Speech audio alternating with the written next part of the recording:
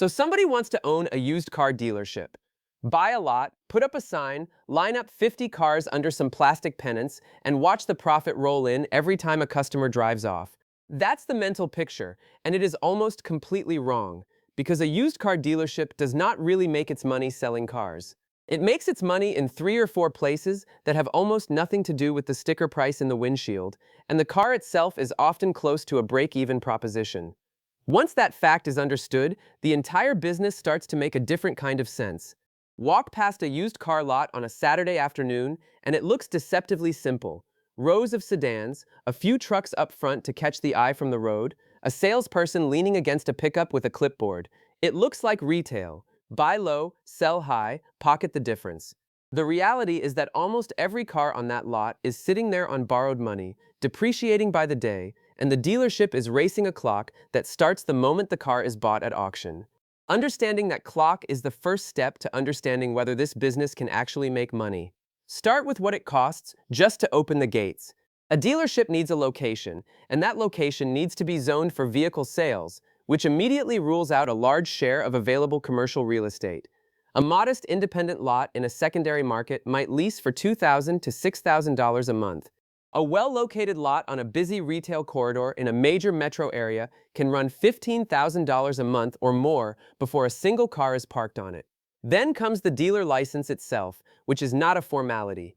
Every state requires a surety bond, typically $25,000 to $100,000 depending on the state, which functions as an insurance policy protecting customers if the dealer commits fraud or fails to pay off a trade-in lien. On top of the bond, most states require a dedicated business location meeting specific size and signage requirements, a certain number of parking spaces, sometimes even a permanent office structure rather than a trailer. Add garage liability insurance, which can run several $1,000s a year, general liability coverage, and licensing fees that vary by state but commonly land between $1,000 and $5,000 just for the paperwork. None of this puts a single car on the lot. It is simply the cost of being allowed to sell one legally. Then comes the part that separates this business from almost every other retail model. The inventory itself is not bought outright by most dealers. It is financed through something called a floor plan line of credit. And understanding floor planning is close to understanding the entire business.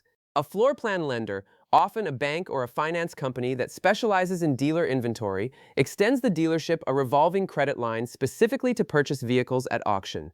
The dealership does not pay cash for a car. It draws against the floor plan line, takes possession of the car, and owes the lender both the principal and interest until that specific car is sold and the loan against it is paid off. Interest on a floor plan line typically runs somewhere between 6 and 12% annually, charged daily against whatever is currently drawn. That interest is not abstract. A $12,000 car sitting on the lot for 60 days at 9% floor plan interest costs the dealer roughly $180 in carrying cost before it ever sells. It sounds small on one car. Multiply it across 40 or 50 vehicles sitting on a lot for weeks at a time, and floor plan interest becomes one of the largest fixed costs in the entire operation, one that keeps accumulating whether a single customer walks onto the lot or not. This is where the first real insight of the business shows up. A car does not become more valuable the longer it sits. It becomes less valuable, and it becomes more expensive to hold at the exact same time. Every day a vehicle sits unsold is a day of floor plan interest, a day of insurance liability, and a day closer to a batch of new arrivals making it look stale next to fresher inventory. Depreciation is silent. The bill for holding it is not. Acquiring the actual inventory is its own discipline. Dealers do not typically walk into a private seller's driveway and hand over cash, at least not for the bulk of their stock. The primary source is the wholesale auction, a closed marketplace where only licensed dealers can bid, running both in person and increasingly online through platforms that stream live auction feeds to buyers across the country. At these auctions, vehicles come from trade-ins at franchise dealerships, off-lease returns, repossessions, and fleet liquidations. A dealer walks into a physical auction lane or logs into an online sale, evaluates dozens of vehicles in a matter of minutes each, and bids against other dealers competing for the same inventory. Auction fees stack up quickly. A buy fee charged by the auction house, typically between $100 and $400 per vehicle, depending on the sale price, transportation to get the car from the auction lot to the dealership, which can run anywhere from $100 to $500 depending on distance, and often a third-party inspection fee if the dealer is not physically present to kick the tires themselves. None of these fees show up on the auction sticker. They show up on the accounting spreadsheet a week later, and a dealer who forgets to underwrite them into the purchase price is quietly eroding margin before the car even reaches the lot. Buying the car is only the beginning. Almost no vehicle rolls straight from the auction lane onto the retail lot. It goes through reconditioning first, and this is a cost center that new dealers consistently underestimate. A basic detail: interior shampoo, exterior wash and wax, tire shine, might run $50 to $150. Mechanical reconditioning is where the real money goes. Brake pads, an oil change, a battery, tires that pass state inspection, a check engine light that needs diagnosing. On a typical used vehicle bought at auction, reconditioning costs commonly land somewhere between $500 and $1,500, though a car with a hidden mechanical issue can blow past $2,000 before it is fit to sell. This is the moment where the gap between a competent dealer and an amateur one becomes financial rather than theoretical. A dealer with an in-house mechanic and a reconditioning bay pays labor at something close to cost. A dealer who has to send every car to an outside shop pays full retail labor rates on every single unit, and that difference alone can be the entire profit margin on a low-end vehicle. Insight punch. The auction price is the beginning of the cost, not the end of it. Once the car is reconditioned, it needs a story, photography, an online listing across multiple marketplaces, a windshield price, and increasingly, digital advertising spend aimed at shoppers searching by make, model, and price range within a certain radius. A single dealership might spend anywhere from $300 to $1,500 a month per active salesperson on digital marketing, search advertising, and listing syndication fees to keep inventory visible across the platforms where car buyers actually start their search. This is not optional in a market where the overwhelming majority of buyers research a vehicle online before ever calling a dealership. And dealers who skip this step simply do not get the phone to ring. Now add the people. A small independent lot might run with an owner-operator handling sales personally, one or two salespeople, and a part-time office manager handling titles and paperwork. A mid-sized operation moving 40 to 80 cars a month typically needs 3 to 6 salespeople, a dedicated finance and insurance manager, a service or reconditioning technician, and someone managing the title and DMV paperwork. Because used car sales generate a surprising volume of state-mandated documentation, lien releases, odometer disclosures, and sales tax filings that have to be handled correctly, or the dealership risks losing its license entirely. Salespeople on a traditional lot are usually paid on commission, often 20 to 25% of the gross profit on a deal, with a modest draw or minimum wage floor to cover slow weeks. This commission structure matters because it quietly aligns the salesperson's incentive with squeezing every possible dollar out of the deal, which shapes the entire customer experience on the lot. Insight punch. The salesperson is not selling a car. The salesperson is selling gross profit, and the car is simply the vehicle for it. Here is where the business reveals its actual anatomy, and it runs almost opposite to what a casual observer assumes. The front-end gross, meaning the difference between what the dealer paid for the car at auction plus reconditioning and what the customer pays on the sticker, is often thin. On a typical used vehicle in the $12,000 to $25,000 range, front-end gross profit frequently lands somewhere between $1,500 and $3,000, and out of that figure comes the sales commission, the floor plan interest accrued while the car sat on the lot, a share of the advertising spend, and a share of the lot's fixed overhead. After all of that, the actual profit contributed by the metal itself, the car, can be a few $100s. Some deals on aged inventory sell at a loss on the front end entirely, just to stop the floor plan interest clock and free up capital for a fresher unit. So where does the real money come from? It comes from the finance and insurance office, universally called F&I inside the industry, and this single department frequently generates more profit per deal than the car itself. When a customer finances a vehicle through the dealership, rather than paying cash, the dealership arranges the loan through a network of lenders and marks up the interest rate slightly above what the lender actually approved, keeping the spread as what is known as a reserve or a dealer participation fee. That markup alone can add several $100s of pure profit to a single deal. On top of that, the F&I office sells extended service contracts, sometimes called extended warranties, which can carry a profit margin of 40 to 60% for the dealership. Gap insurance covering the difference between what is owed on a loan and what the vehicle is worth if it is totaled. Tire and wheel protection plans, paint and fabric protection packages, and other after-sale products. A well-run F&I department on a single vehicle sale can add anywhere from $800 to $2,000 of pure profit on top of whatever the car itself earned. And on many dealership financial statements, F&I contributes a larger share of total gross profit than vehicle sales do, even though it is the smaller line item that customers barely notice during the transaction. Insight punch. The car gets the customer in the door. The paperwork is where the dealership actually gets paid. This changes the entire strategic posture of the business. A dealership that is purely trying to maximize the sale price of the car is playing a weaker game than a dealership that treats the vehicle as a loss leader for the finance transaction behind it.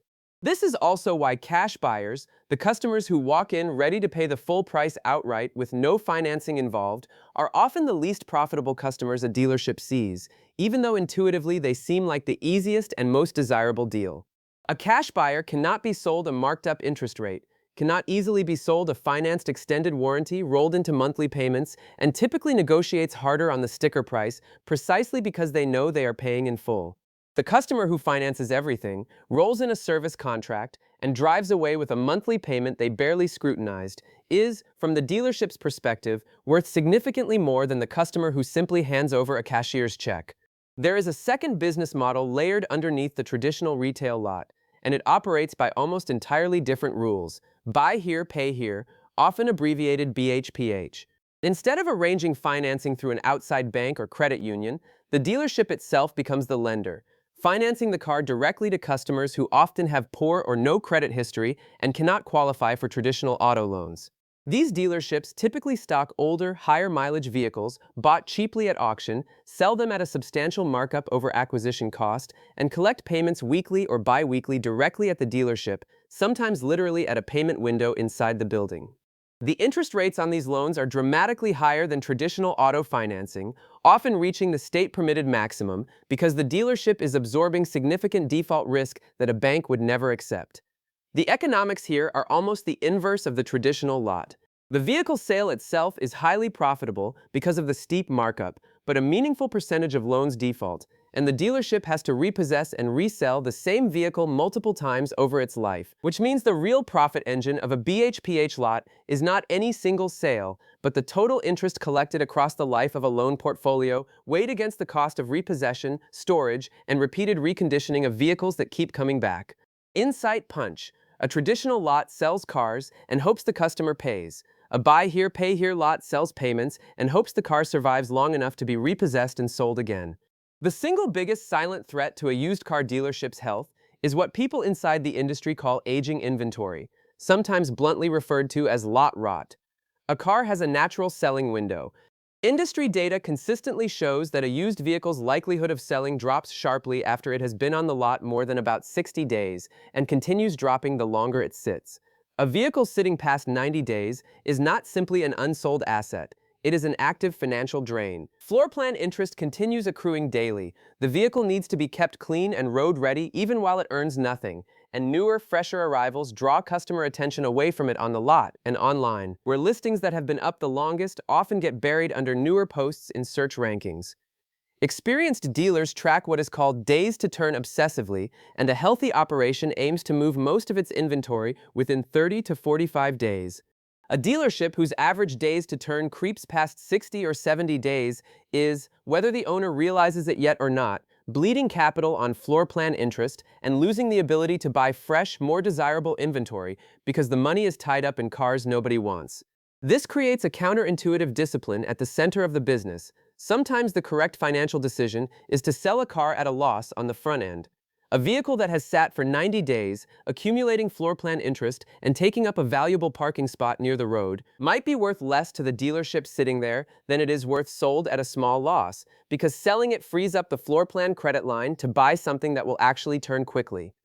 New dealers frequently make the mistake of falling in love with their own acquisition price, refusing to discount an aging unit because they do not want to admit the original purchase was a mistake, and that stubbornness is one of the most common ways a small independent lot slowly runs out of cash even while its lot looks reasonably full. Insight punch, a parked car is not sitting still. It is losing money every single day it waits. There is also a seasonal rhythm to this business that shapes cash flow across the year, similar to how tax refund season shapes retail spending. Used car sales typically surge in the early spring, driven partly by tax refund checks landing in customer bank accounts and giving lower credit buyers the down payment they need to qualify for financing. And this window, roughly February through May, is when many independent dealers do a disproportionate share of their annual volume. Sales tend to soften over the summer, pick back up modestly in the fall as people prepare for winter driving, and often dip again around the holidays when household spending shifts elsewhere.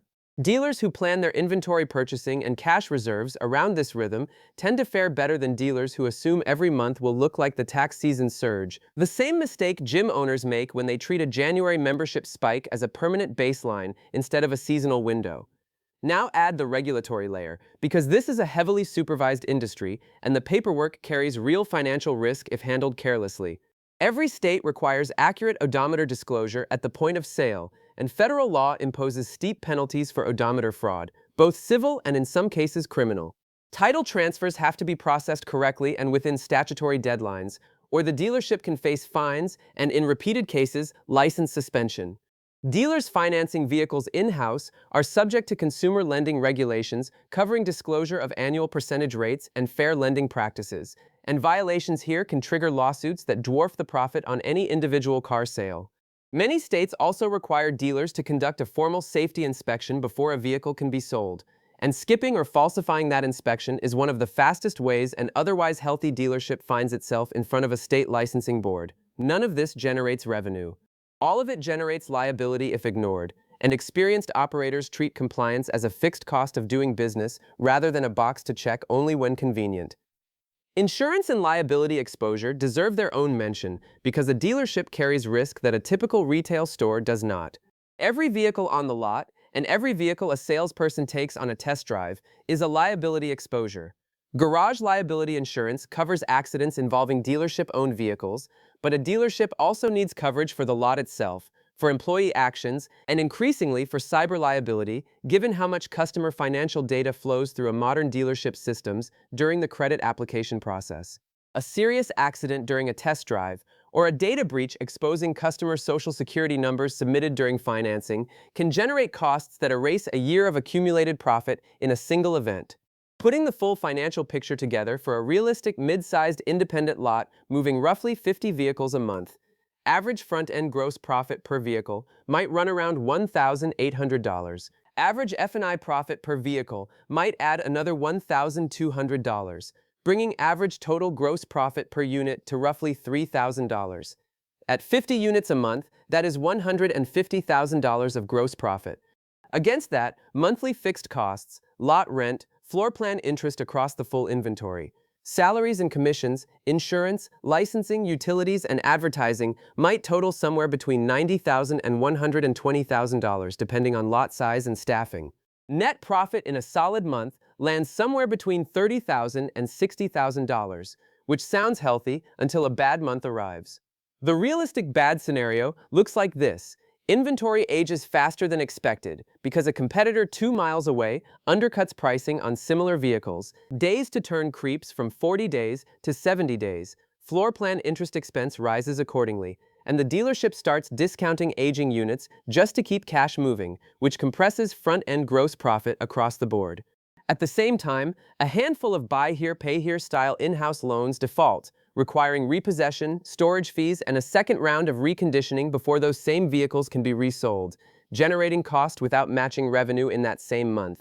Under those conditions, the same 50-car-a-month operation can slide from $60,000 of monthly profit into a break-even month or an outright loss, even though the lot still looks reasonably full of inventory to anyone driving past it.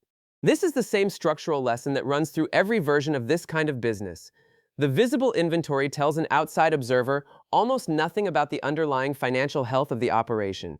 A lot with 50 cars on it could be turning that inventory every 30 days and printing healthy profit.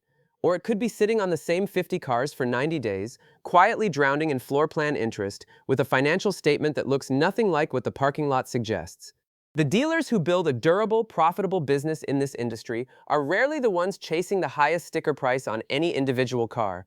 They are the ones who treat inventory turn as the central metric of the entire operation, who underwrite every acquisition with reconditioning and holding costs built in from the start rather than discovered after the fact, who understand that the finance office is not an afterthought bolted onto the sale, but frequently the primary profit engine of the business, and who are willing to take a loss on an aging vehicle today rather than let it quietly bleed floor plan interest for another 2 months. The car sitting in the window is the story customers see. The actual business is running underneath it. In the financing terms, the days to turn spreadsheet, and the F&I office in the back of the building where the real margin is made.